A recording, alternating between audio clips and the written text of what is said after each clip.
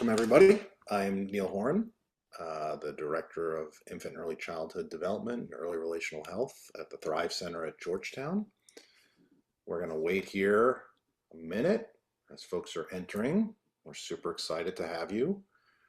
We're staying regulated, even though we are excited, because we're going to spend the next hour talking about that. We're really honored to have some guest stars again this month in our second of our 5-month series on addressing challenging behaviors.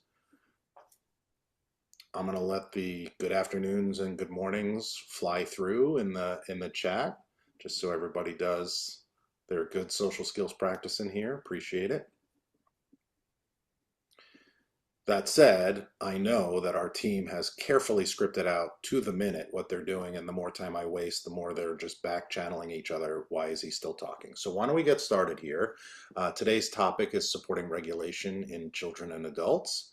Our Thrive team is led by Kelly McDermott and Julia Sales, and you'll see here on our next slide that we're lucky enough to be joined by folks in the field. So, Margaret and Amy are friends from Hendersonville, North Carolina, place near and dear to my heart, as I had to see my son out in Asheville this summer and fondly recall the films of Earl Owensby over there in Shelby, North Carolina. So I'm super excited to have you all here and to have our North Carolina folks represented. I'm going to go ahead and get started by turning it over to your host, Julian Kelly. Thanks so much, Neil. We are so thrilled that everyone is here for this really robust conversation we're going to have today. I am Julia Sales. I'm a licensed mental health clinician by training. I'm an assistant professor here at Georgetown at the Thrive Center, and I love all things early childhood mental health, infant and early childhood mental health consultation, and especially talking about regulation. Hi, everybody. My name is Kelly McDermott, and I am a clinical social worker. And I could just plus one all of the things that Julia just mentioned. So we do a lot of work together thinking about early childhood mental health and the role of regulation in supporting developing that mental health capacity for young kiddos and the grown-ups who care for them. So we are very excited to be spending the next hour with you, digging in and thinking about that together. I am going to pass the mic over to our WNC Source friends. Margaret, you want to say hi? Hi, thanks, Kelly. Hello, everyone. It's so great to be here. My name is Margaret. I'm with WNC Source. I'm work in operations, and I consider myself Head Start. I am Head Start. For today, everybody here will be Head Start. I love Head Start, and I'm just so happy to be here and hopefully give some tips on how we can support our classrooms. Amy? And yeah, good afternoon, everyone. I am Amy Smith with WNC Source, NC Pre-K Head Start Program Services Manager, and a special affinity for nature and connecting children and teachers and regulation, co-regulation to nature. So I have some wonderful strategies and tips for you later, and I welcome great conversation. Amazing. Okay, so we wanted to kick off with just an exercise of checking in with ourselves and then sharing whatever you feel comfortable in the chat about how you are really. I don't know if folks remember a couple years ago when Elmo posted on his social media accounts, just checking in, how's everybody doing out there, and got thousands of responses back saying, actually, I'm not feeling that great, and pushing past that expectation or programmed response that we find ourselves responding back to the question, how are you? So regularly, right? I'm good, things are fine, don't mind the, forest fire behind me, that type of thing. And so we bring Elmo into the conversation as a reminder that it can be so powerful, one, to pay attention to how we're feeling. And obviously that's directly connected to regulation, but two, to also think about how we create space to share how we're feeling and to lean on each other, because we know that that is the very best buffer to stress and the very biggest promoter to regulation in all of ourselves. So I see pouring in the chat. Thank you so much. a real range from hopeful to exhausted to stressed and burnt out, overwhelmed. And the good news is that you are sitting here with folks who are not 3.5 like Elmo, right? We can hold this experience that you're sharing, and we can also think about ways that we can, one, celebrate if you're in the best of places and you're happy with where you are, and two, think about how we might move the needle to get a little bit closer to where you're hoping to feel if you're coming into this conversation recognizing that you're maybe not at the very best place right now. So again, we are going to read through these. Julia, I'm going to pass you Great. the mic to see. Yeah. So let's get into it. We know that this is a challenging behavior series, right? Which is probably why many people signed up to do this 6-part series, to take an hour out of your day and be here. And we know that regulation is paramount as we're thinking about behaviors of kids. We like to say we start with the adult first, and we have to start to think about regulation, our own regulation. What does that do for kids? How are we able to show up? And so Kelly's question is so critically important, that we have that honesty around that, and that we have those micro moments to be checking in with ourselves, not just at the beginning of the day or the end of the day where we are kind of forced to, but how are we doing this across the day so we have a good sense of that. So we're going to dive right in with some level setting about regulation so that we are all on the same page as we are moving through the rest of our time here together. So Kelly and I like to talk about regulation like a ladder. Regulation is built like a ladder. So we all come into this world with auto-regulation. And auto-regulation are those automatic responses that we're born with. So when babies are born, we know things like breathing, heart rate, the sucking reflex. Those are all automatic responses that we are able to do right from the first days of life. Any adults out there, a foot tapper, a pen clicker, a gum popper, we don't lose these auto-regulatory capacities, right? Oftentimes we find ourselves when we're a little stressed, when we're trying to focus or pay attention, we might go back into some of those auto-regulatory pieces. What we really want to focus on for our time together is co-regulation. And so as we think about co-regulation, I want you to think about a baby. I want you to think about a baby you've seen on TV, a baby you've had, a baby you've cared for, and think about, what do we do to soothe a crying baby? What are the strategies we use? I love this. People are putting in a hair twirler. Yes. Yep. For some of those auto regulations. We shh them. We lightly bounce them. We rock them. We pat them. We sing to them. The tone of our voice oftentimes goes down or up, depending. We hold them close, right? We swing them. We bounce them. We push them. We walk with them. We sway with them. We hum to them. All of these amazing things are excellent examples of co-regulation. And so let's tie it together. When we're thinking about soothing a baby, right, and that baby is crying and crying, and we are using all of these strategies, we're doing all the strategies, and it is not helping that baby to calm down or to regulate their system, that's the place where we want to make sure that we are starting with ourselves as the adult first. So I share the story often when I was a brand new mom, right? I'm holding my baby, I do this work, I'm like, co-regulate, Julia, you've got this. Just co-regulate your baby, you can do it, right? And he's crying and crying, and I'm co-regulating my little heart out, and it is not working. It's not working, y'all. Kelly walks in the room. She's like, take a break, take a breath, Julia. I hand him over, and what does he do immediately? He stops crying, right? He's like, oh, okay, I feel good now.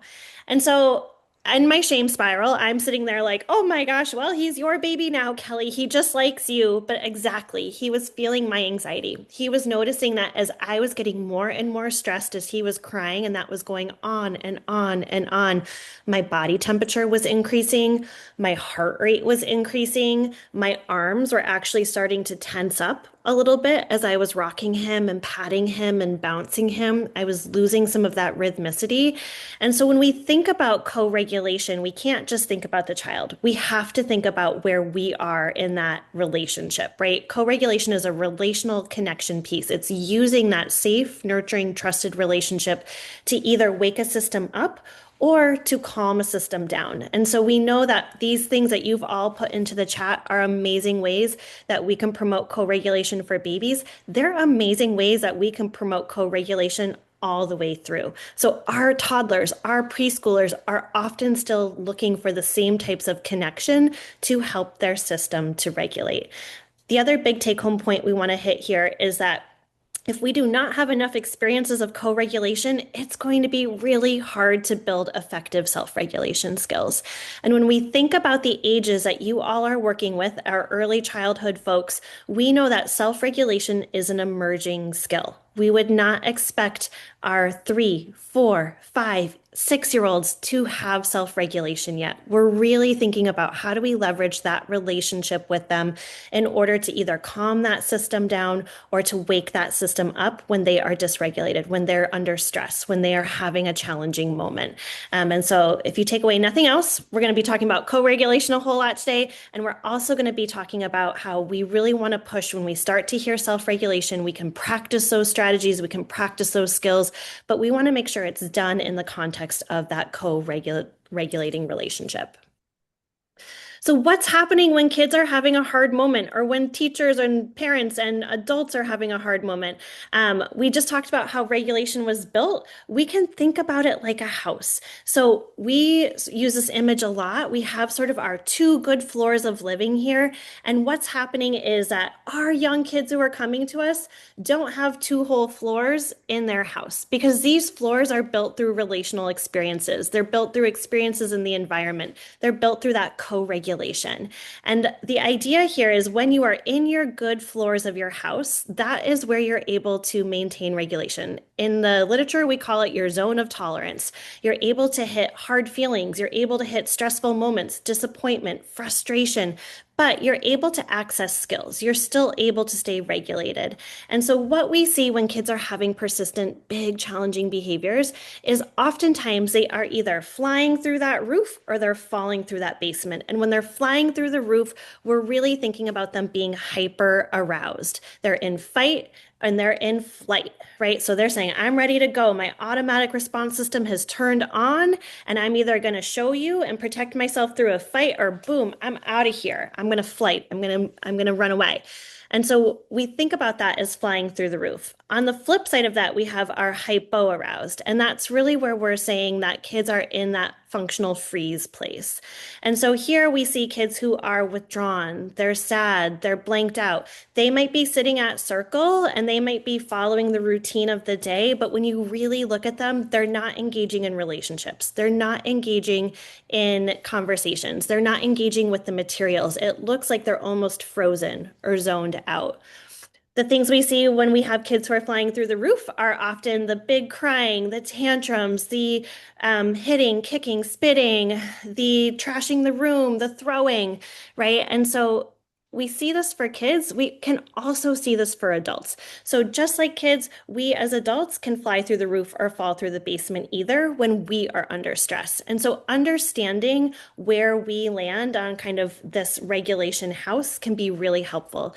Because if I'm stressed and I'm dysregulated and I'm a through the roof girly, and so I'm up there getting a little bit louder or feeling really dysregulated, and you can see it across my body, and I'm trying to co-regulate a child who's also up on the roof, we're kind of stuck up here. We're saying, SOS, we need help. Send a relationship to help get us back into those 2 good floors of our house. So we'd love to be able to take a minute here in the chat if you feel comfortable to share if you're a more fly through the roof person or if you're a more fall through the basement, if it's situational dependent, but just to be able to think about that. What direction do you tend to go?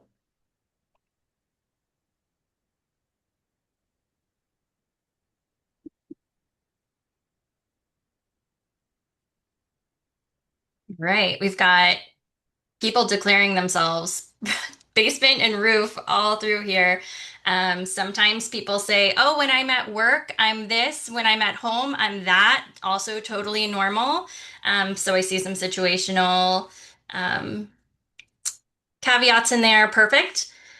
All right, and you will also notice that there is a poll that we shared with you. Many of you have participated in that. And so we're just curious, in the last week, when you or staff that you were supporting were trying to help a dysregulated child, how often were you able to be regulated and intentional yourself?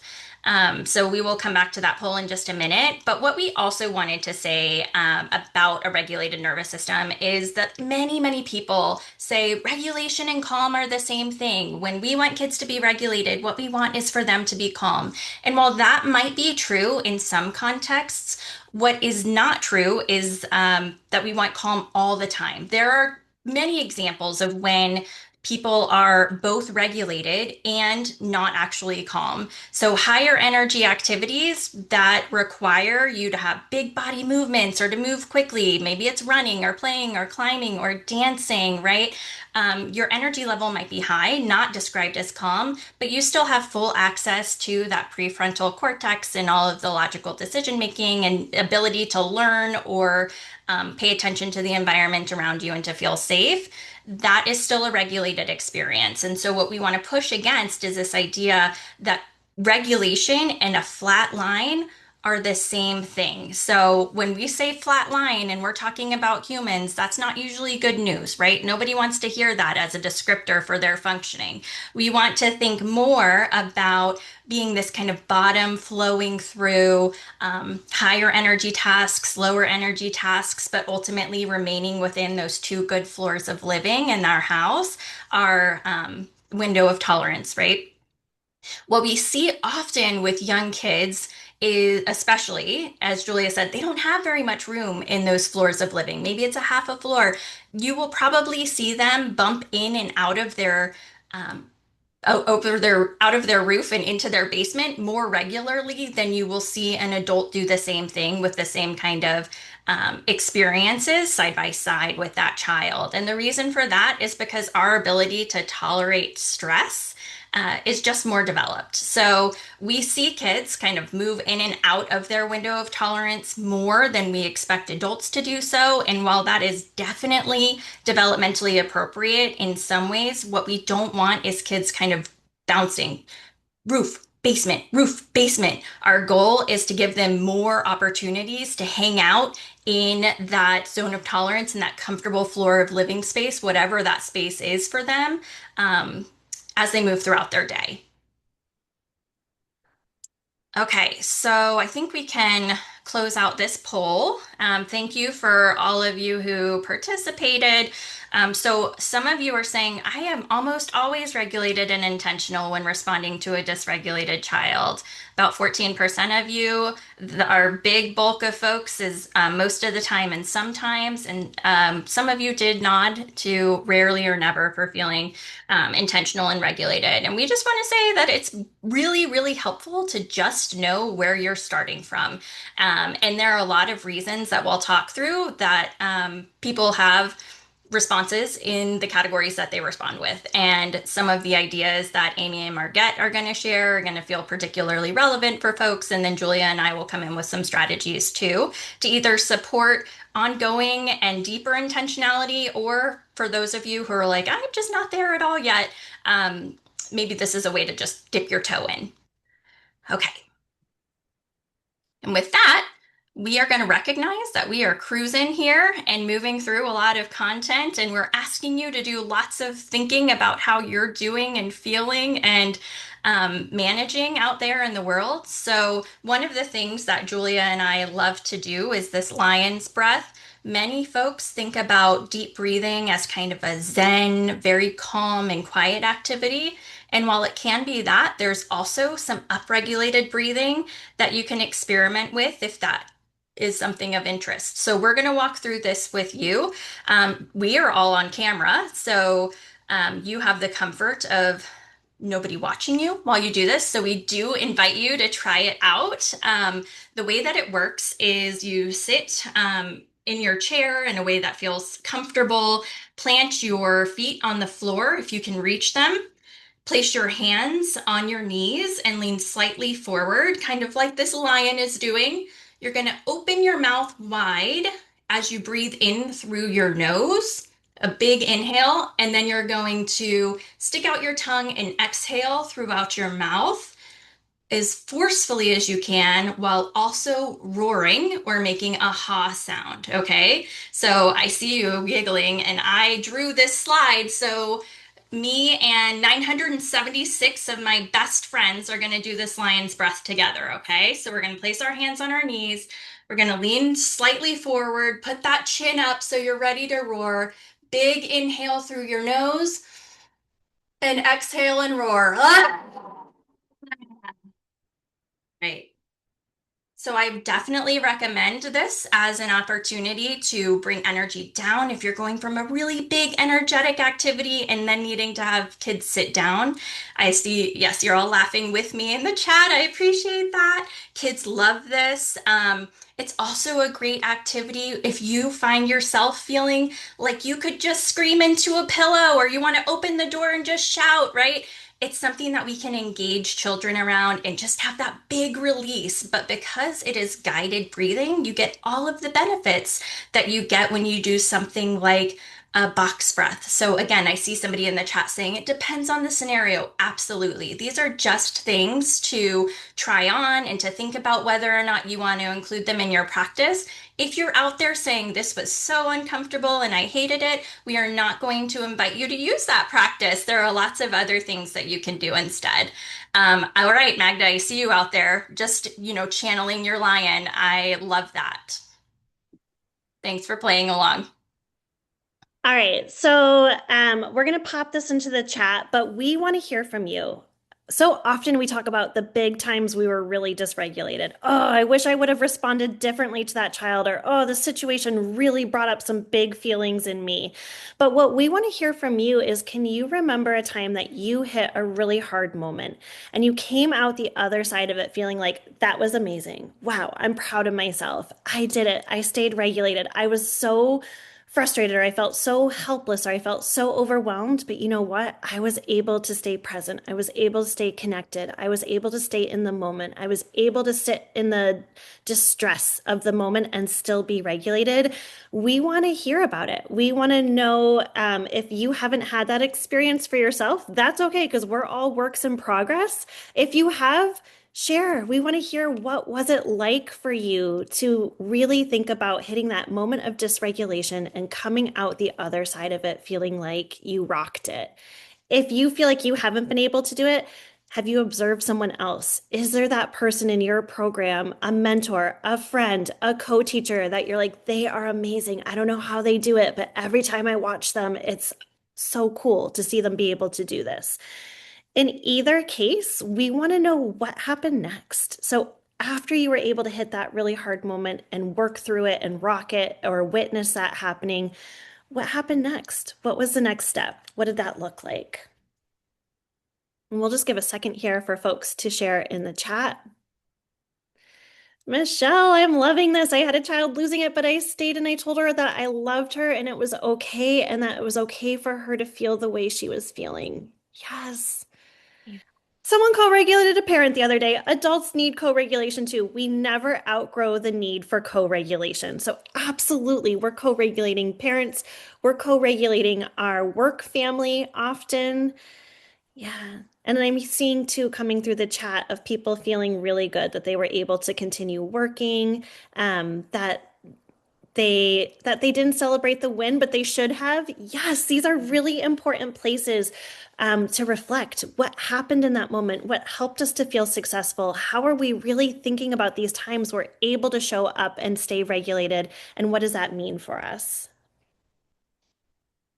Yeah, I love this question because it gives us the opportunity to recognize, one, when something goes well, because we're often kind of crisis mode, problem solving mode, putting out fires mode, and missing those small moments. But it also gives us some insight into whether or not we're actually leaving space for things like feeling proud or connecting with somebody else, or giving feedback that you saw that they did something really meaningful and why that thing was meaningful, right? And so, again, just another thing to seed into our practices that are going to enhance our regulation capacity across the day.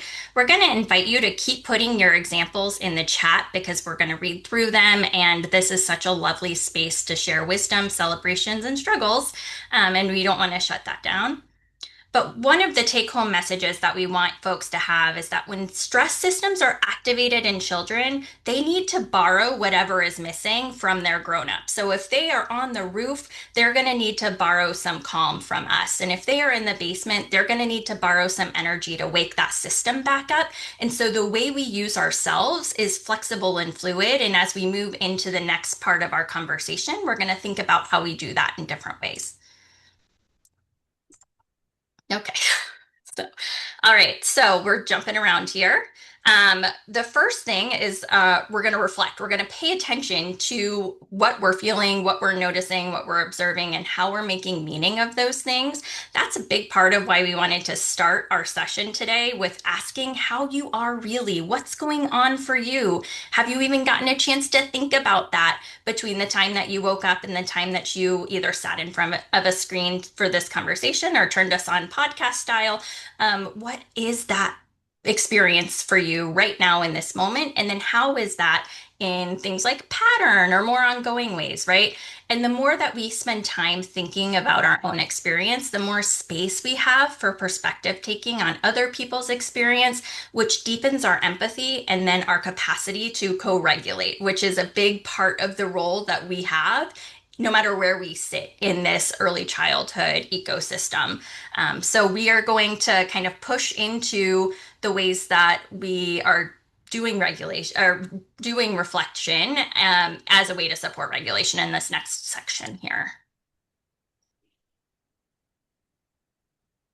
Okay, so we want to leave this here for you. Sorry, Kelly and I are not regulated. We're both trying to click these slides. We want to leave this here for you as a way to think about how to support your own regulation. So many of you are already doing this. You're sharing these amazing stories, and these stories are happening every single day, multiple times a day. And part of it is our reflection of pausing and noticing when they happen. And we want to make sure that we are constantly building this regulation muscle because it is a work in progress. And so thinking about how we can sort of take these 4 steps. How do we identify those emotions? How are we naming it in the moment when we are starting to feel that stress? How are we observing our reactions? So how are we noticing what are those situations that start to make us feel like we're walking up those attic stairs or knocking on that basement door? How are we getting curious and observing that? How are we pausing? How are we taking that deep breath? How are we moving our bodies for a minute? How are we taking a drink of water? Whatever it is that we need to do to find that pause so we can slow it down so we don't go into that automatic reaction. And then how are we doing this without judgment? So if it's not perfect, how do we make sure that we are giving ourselves grace and that we're saying this is our opportunity to practice? And we know it takes lots and lots of opportunities to practice to really strengthen this skill. And with this, we are going to go ahead and hear from Margette and Amy, real life style, on what they've been able to do to promote regulation within their program, which is nature-based, which is really exciting to get to hear about. So Margette, can you share a little bit about the ecosystem of the program and how you've thought about supports to really promote regulation? Thank you, Julia. Great to be here. Thank you all for the great work you're doing in the classrooms. I always think of John F. Kennedy's quote when he was talking about going to the moon. And he said famously, we do this not because it's easy, but we do this because it's hard. That idea that sometimes hard work can bring out the best in all of us. Well, you all are going to the moon every single day and do it beautifully and well. I feel like as in operations, what I love to do is make sure that that rocket ship is built well, that that house, the analogy where we're talking, is strong, is secure, has a great framework in it, because as educators, you all certainly deserve that and need that so you can be at your best. By that, the ecosystem that I mean by that is making sure that when a teacher walks into the classroom, hopefully she is not worried about how is she going to pay to get her car fixed. And that's a real struggle. I've had that in my life. We want all of the educators, of course, in Head Start, to walk in that room feeling cared for, protected, empowered, and supported. One piece is we have worked very hard to get competitive pay. We don't want anybody having those worries so that they're at their best so they can give that care.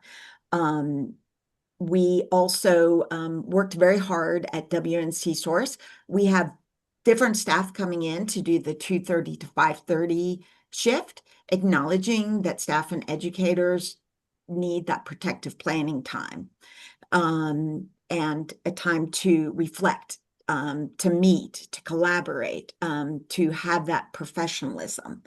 And that also, we worked hard to try to alleviate those house cleaning duties, to find the funding to ensure that a staff is coming in, an outside company to clean the rooms.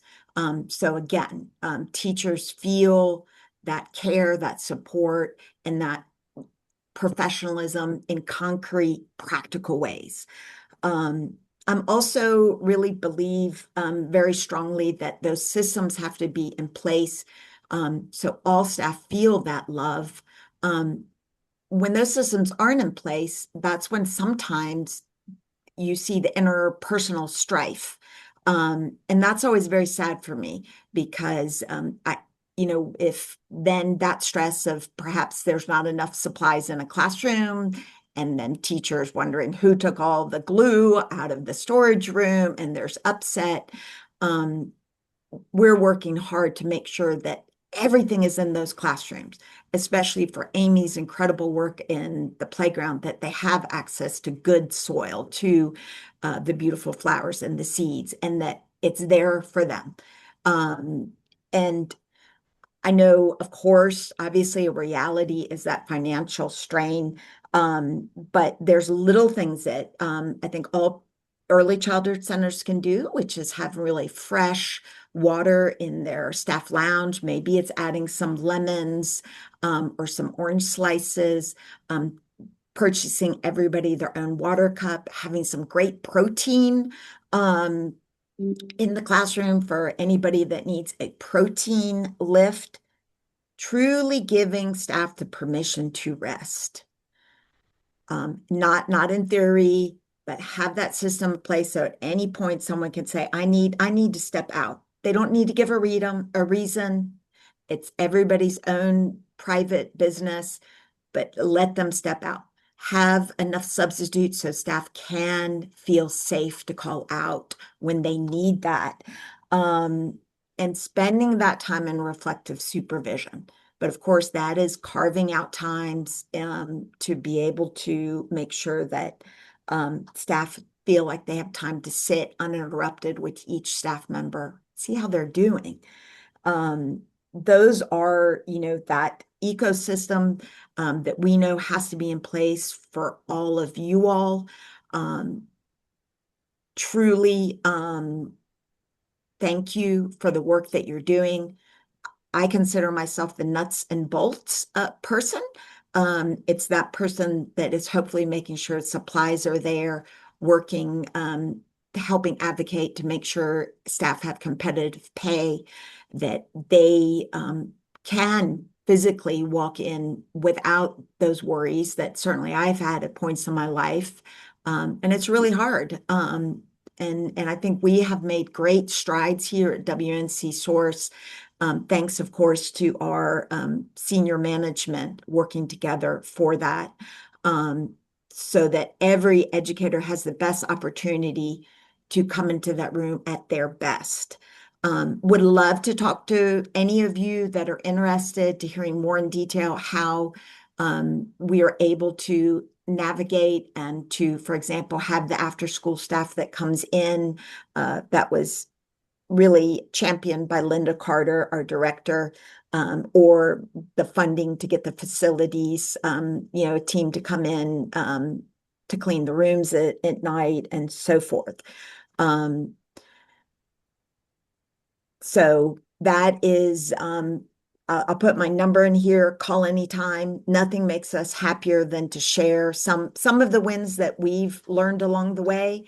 And we'd love to hear yours as well. And thank you absolutely for the incredible work you all are doing out there. We everyone on the call today is part of the Head Start Club. So thank you, Head Start, and thank you, Thrive. Thank you so much, Margaret. And I thank you for elevating that. When we're talking about regulated adults to be able to do this really hard work of co-regulation, we're not saying you have to do it all by yourself. There is that ecosystem, that systems piece that has to be there as part of the puzzle too, in order to feel supported, in order to feel valued, in order to be able to take some of those stressors that we all experience in our lives and have them feel a little lesser, right? The pay, the cleaning one really hit home to me of like, how hard is it? You've had the worst day ever, and you're like, now I'm here scrubbing the bathrooms. Yeah. Like, so I think that those are some really great tangible, and you're already having people in the chat being like, we're ready. So I hope Yeah. that the phone lines are open. Yeah. Amy, as we transition over to you, you have some really concrete, amazing strategies on how you promote co-regulation within your program, and a unique opportunity that has a big emphasis on nature and nature-based learning. Can you share a little bit with us about those? Absolutely. I am so honored to be here. I've been in this field for over 20 years, from a classroom floater to managing entire programs. But personally, pausing, having self-awareness, and specifically regulation have all been the key through that journey. So when I think of having regulation and co-regulation, I think of agency, and I think of having the power, right? The belief that I can influence what happens to me. And we give children and ourselves agency in the early childhood world. We move from a dynamic of control, which happens a lot in classrooms, right? That resistance, to a dynamic of collaboration, which creates calm, safety, and of course, co-regulation. So when I talk to my teachers, I'm on the ground. It's always about, let's look inward first, and then let's go outward from there. It's important that our teachers, our educators, have that power to make those decisions, to know when it's time to pivot from circle time, or pivot from an activity to ground together, or to notice that the energy in the room is elevating, or is it time to go outside and make that decision to do that, make that change, or be flexible. And we love empowering our teachers to do that. It gives them the ideal of professionalism, but also gives them that power to control what's happening in their classroom with their children, not controlling their children. And so I also love to share and talk about nature, and how nature is a co-regulator for us, right? When we're in nature with our children, we are engaging in activities that naturally just lower our stress levels, and can make us feel safe and calm. And it doesn't mean you have to have a green thumb to love nature. Nature really is about experiencing all of the pieces around us, in a spiritual way, in a physical way, in a sensorial way, and social, emotional, just breathing and being through it. But I do focus on my teachers first with nature, and then of course we co-regulate with our children in nature. And so for our teachers, we do encourage that when you need a break, it's not just run to the bathroom and run back to the classroom or back outside. It's taking 3 to 5 minutes. It's walking alone. It's being with yourself. It's checking in with yourself. Like Elmo said, how are you? To really giving yourself the space and the freedom and the power to say, I am not okay, or I am dysregulated, or I am heightened. And so we do love that our teachers can go outside. They take walks around the neighborhood if they're able. They just go to the parking lot. They look at a tree. They look at the sky. They look at the clouds, but they take a moment for themselves to check in. And that's where that process starts for us, to check in first. We provide adult safe spaces, right? So acknowledging and validating that adults become dysregulated. We ask others how they're feeling. We do that check-in. We don't have, that's not shame associated with that, or I'm fine, which is a typical answer. We don't want that answer. We want really, how are you? We want to help them go through that process. We do a lot of training with our supervisors to help their staff go through that process. Of course, gardening, it's the green thumb thing, and I love gardening. I love nature, of course, but in all of our gardens, we don't assign duties to teachers to follow up behind children to garden. They are allowed the opportunity to do what they want when they want. So it gives them the freedom to leave the classroom when a floater comes in, and to just work in the garden, and to breathe and be in their own space for a moment to regulate. So then when you think about children and teachers together co-regulating, we outside do amazing things. We do our morning check-ins or morning group times outside. We have our children take off their shoes. We can feel the ground underneath us. We can put our hands there. We can feel the breath and the wind. We can look at the trees and feel, see the leaves rustling. We count together very slowly. We do lion's breath together. The kids love doing that type of deep, deep breathing. They love when teachers are silly, and it's a fun thing to do, but it also gives them a chance to pause for a moment, take a deep breath, and it's amazing the calmness that comes across the 10, 18 children you might have in your group with you. We have calm down corners in our nature environment, so they're little nooks or areas that are still fully supervised, but allows a child to have that autonomy to regulate themselves away from other children. It can be very overwhelming to be in a group inside and outside, so we give them the space to go ahead and be alone, and that's okay to have that moment alone. It's not a forceful thing, it's a choice thing. And then, of course, we have these wonderful things in some of our classrooms that says the sign says, I need a break. Right. And we had children realizing what teachers were doing. So we created them for the children too. It is okay for a child to say, I need a break from this activity, or I need a break from the block center because the child next to me is dysregulated. They're not going to say it like that, but that look in their eye, you can see that tipping point. You can see the overstimulation, and the I need a break sign is a wonderful way for children to be able to, if your teachers are modeling it, your kids can do it as well. So that's something we love to do in classrooms and outside as well. Of course, that co-regulated breathing with the winds, rhythm, mirroring, and natural percussion. So picking up whatever is around you, a loose part, a nature item, and creating a rhythm. You'll be amazed when you start putting together two sticks or two rocks or pine cones, what have you. Children stop, they look, and they want to do just what you're doing. At that moment, when you gather them, you group them together, and they breathe together, they're mimicking you together and showing rhythm together. It's very, very impactful, and that helps them to regulate with you in that moment. We have a grounding stone that we pass around. So it's kind of like a talking stick, but it is a grounding stone. They touch it, they feel the smoothness of it. They feel the coldness of it. They're able to express how they feel. Some just say, I'm angry. Some want to throw it. We work through them with it.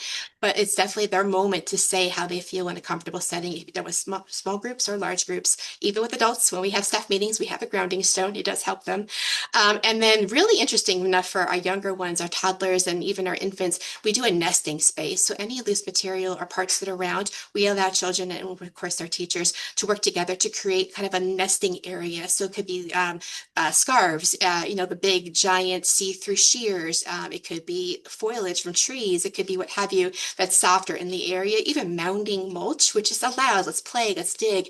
And they create a nest, and they feel safe and comfortable in that space because it's kind of like a little boundary around them. Still supervision is always key. But they are able to then be in that safe space and then do a check-in with themselves or have a teacher help guide them through that check-in. So it really is just really, I feel like being outside really does help you take a deep breath, look around, and really just kind of center yourself so you can be there and you can give to those children who might be in the attic or might be in the basement. So I just love being in nature with our children.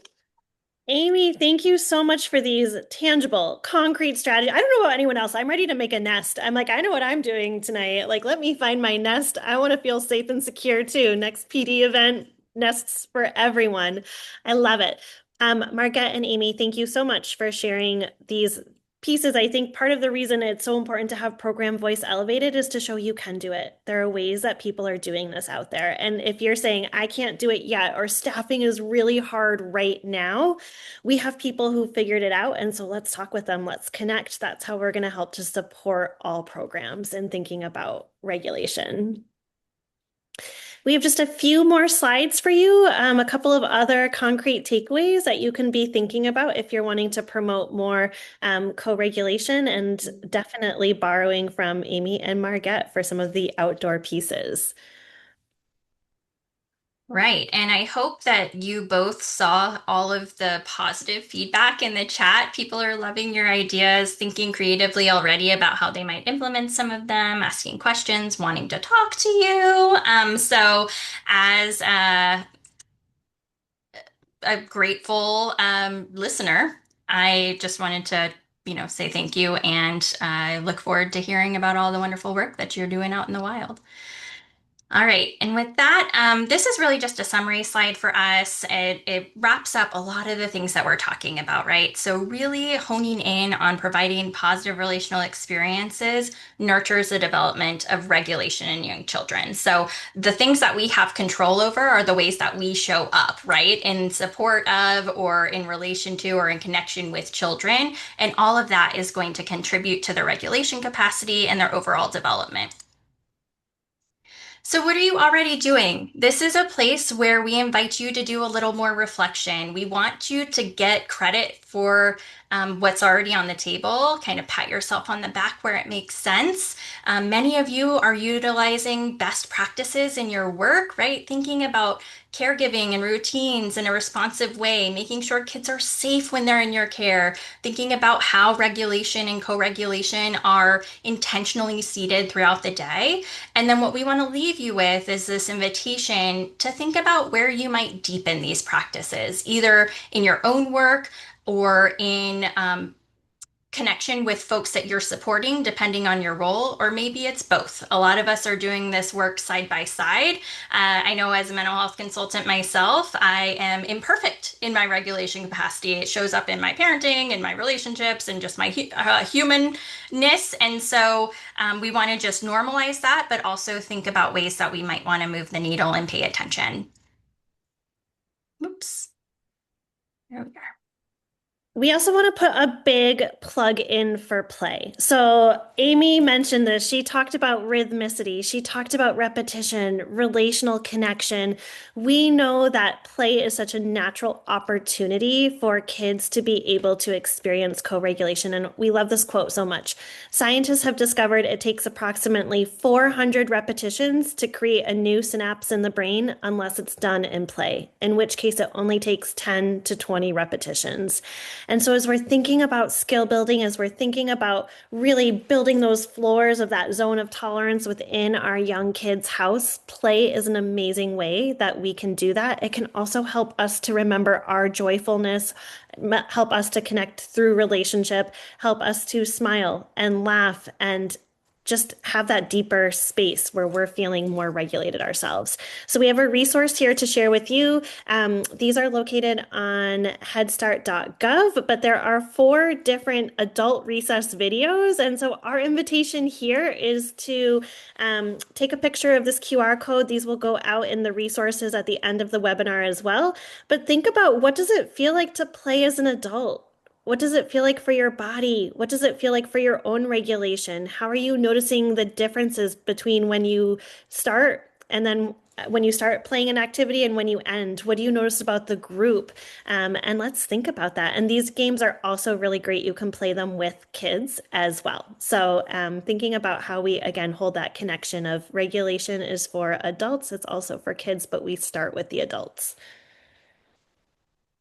And then we also wanted to share, because we talk a lot about, and I love the idea. Listen, I'm telling you, that nest is really sticking and speaking to me. I saw other people popping in the chat how they've used laundry baskets and creative ideas and thinking about this not only for kids, but for the adults who are supporting kids.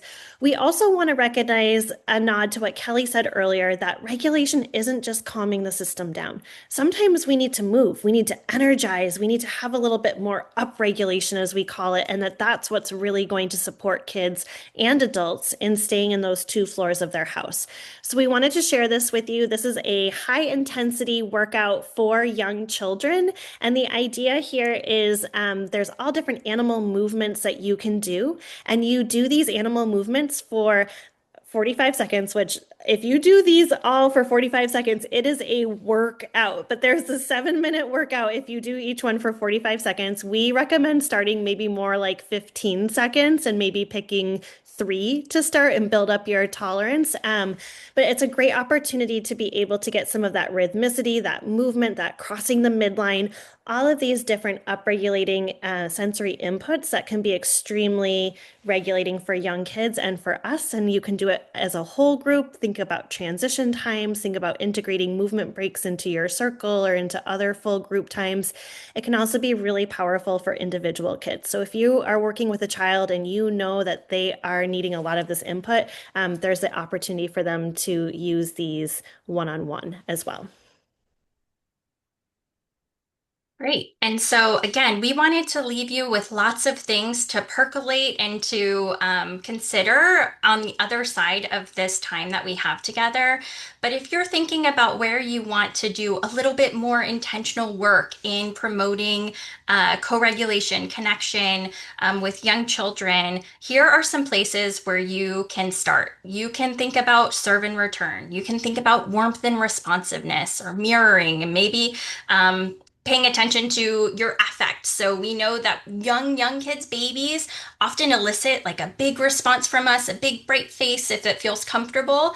And then we tone that down as kids age up. And so another place to be curious is whether or not the kids in our care who are 4 or 5 got enough of that big bright face and mirroring and other things on this list when they were little, or if we need to fill in some of those gaps now to help again stretch those 2 good floors of living in their house. Thinking about ways that we promote curiosity and let them explore, really emphasizing play, like Julia talked about with that wonderful quote. And again, I want to land a little bit here on this parentese or motheries, or maybe in the future, even more inclusive caregiveries. The difference here is really significant. We hear a lot of people say they don't want to do that because it's baby talk. And this is not baby talk. Instead, this is that sing song cadence that we use when we speak to young children, and it is pretty consistent as a universal. It's pretty universal, regardless of culture and geography, and it's seen in lots and lots of places around the world to help babies' brains kind of light up and notice that somebody who loves and cares for them is honing in and sending a message right to their brain. So these are some opportunities, like I said, to think through where you might want to deepen that practice that you're already utilizing or start something new in the relationships with the children that you care for. And where we're going to end is some language sentence starters to support co-regulation. So we hear all the time that people are invested in lots of the topics that we are talking about, but a common question is, but what do I say? What are the words that I can use? And so again, this is not a prescription. It's not even a script. It's really just an opportunity for you to try some things on and think about what feels natural for you, especially if this is a new place that you are exploring in your practice, whether it be in supporting other adults or in supporting young children. All right, thank you so much for those of you who have completed this poll. I think we've got about half of you here. So the question was, when a child's dysregulated and adults are feeling challenged, how often do you have the support needed to find a path forward? That's particularly relevant when we're talking through these last couple of slides. This is not work that's easily done on our own in an isolation tank or on an island. We need help, right? We need a sounding board or a cheerleader and all sorts of other things that were highlighted through Margette and Amy's talking points. So I'm seeing here pretty great bell curve. I think we can go ahead and end this poll. So some of you are saying, yes, almost always. Many of you say most of the time you're getting the support that you need.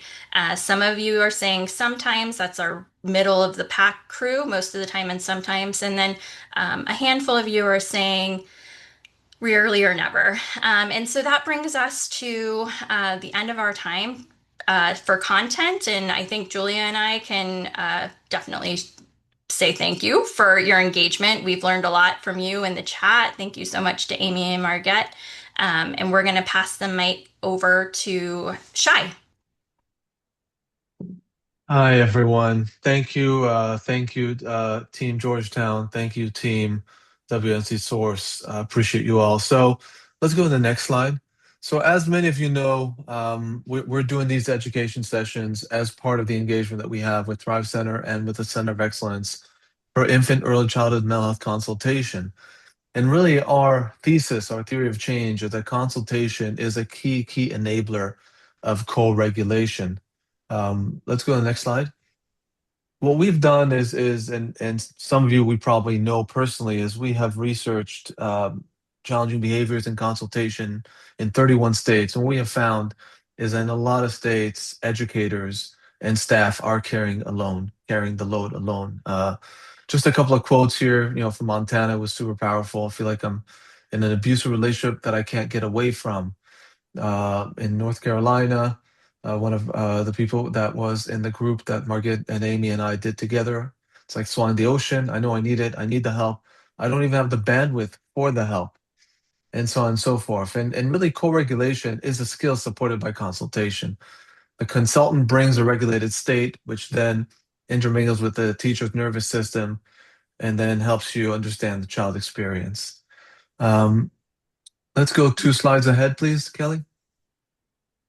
And the thing that we have noticed in the field is that everyone has been waiting to have more consultants coming in who are licensed or who are license eligible.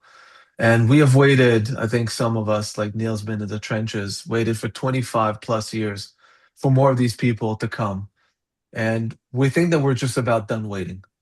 And since we opened this program of consultation training for ECE folks, we realize that programs are done training, are done waiting as well.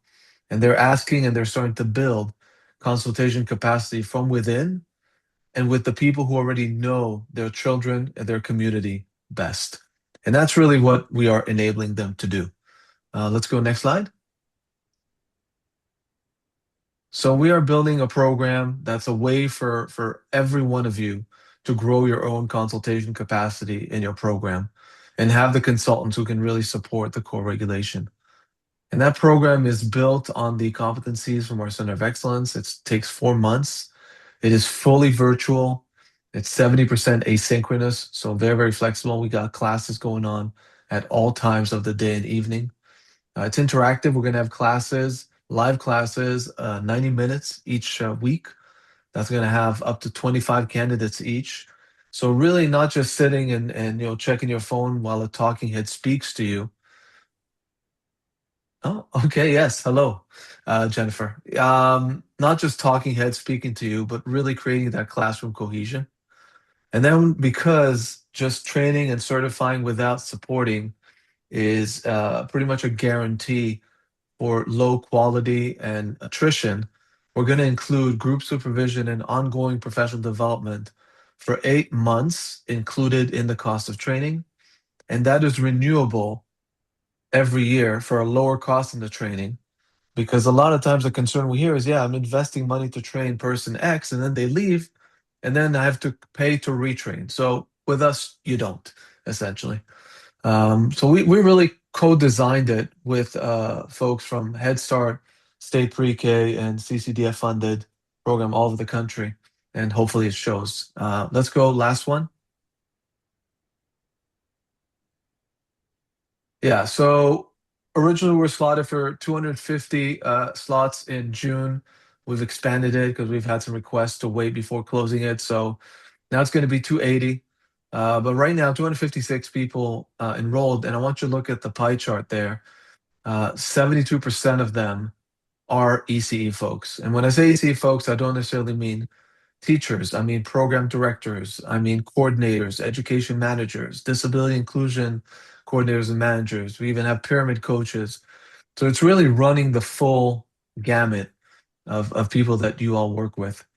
So we're going to send details in the email, but if you're looking to join us, whether it be for the last couple of spots in June, or we're going to do this again in October, in next February, we're not going anywhere. So once again, appreciate everyone's time. Thank you for coming. Yes, we will be sending everything.